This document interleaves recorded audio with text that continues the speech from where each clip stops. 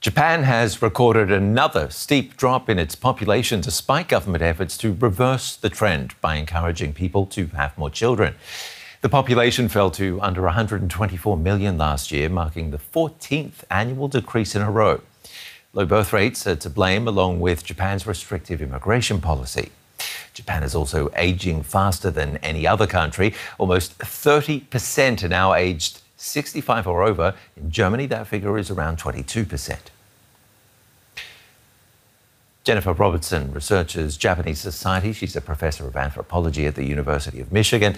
The Japanese aren't the only ones having fewer babies, but are there reasons that set it apart from other nations? Well, first of all, thank you very much for inviting me. Well, I think there are several issues here. You had asked me before this interview, why are Japanese having fewer babies than before? And since 1955, since the post-war period, the average married couple has had 2 children. Now that is half. Really, since 1975, that's dropped to half. And 2 children are necessary to stabilize the population. Why are people not having children? Well, many couples do not have a child for several reasons. One, child raising is very expensive. And as women, especially these days in Japan, are reluctant to give up a career and to give up financial independence in order to marry.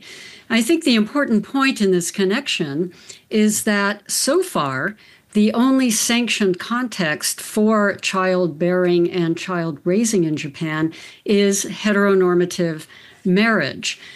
Very few children are born outside of wedlock in Japan, and single parents, especially mothers, face a lot of social discrimination, and they tend to be the most impoverished of Japanese citizens.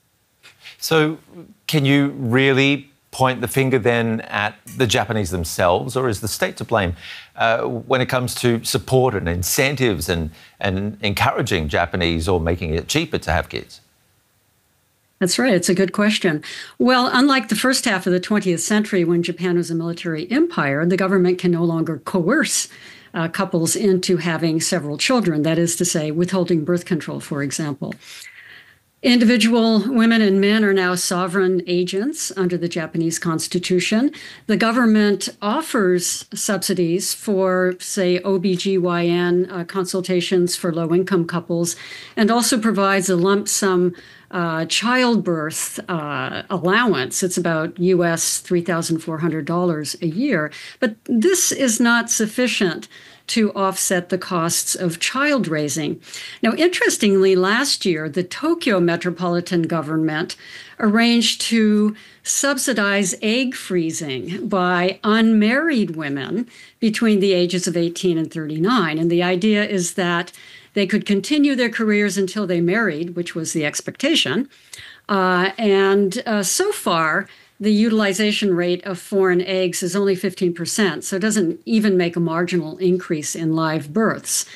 Now, to continue along these lines, I'm making an educated guess that if heteronormative marriage were not such an absolute criterion for childbirth and child raising, more single people and more same-sex couples in Japan would be free to have children without facing social criticism. IVF currently is not available to single people or to same-sex couples, so this would have to change. Jennifer, are there other state incentives or local projects that are actually working? I know some towns and areas are bucking the trend in Japan. There are 75% of the Japanese population supports same-sex marriage. And already something like 423 municipalities, 31 of 43 prefectures offer same-sex couples certain civil rights protections. So the Japanese citizenry is way ahead of the pace, the glacial pace of the Japanese government in terms of promoting and legitimating same-sex marriage. The high courts have already ruled that same-sex marriage is constitutional. So I think given, especially if there's outside pressure involved, which the Japanese government often responds to, you will see some changes. And the more IVF, for example, is available to people outside of heteronormative marriage, I think you'll gradually see an increase in the marriage rate. And what about... in the rate of childbirth, sorry. What about immigration? Will Japan be forced to further pry itself open to immigration, considering its restrictive policies? Absolutely. Up till now, the Japanese government has been very reluctant to increase the number of guest workers and immigrants. And the former and late Prime Minister Abe thought robotizing Japan would solve the problems. That is to say, in terms of raising the rate of childbirth, he imagined that having a robot maid or a robot babysitter would somehow encourage women to get married and have more children. Such robots are absolutely not possible. I'm not going to go into the many reasons why.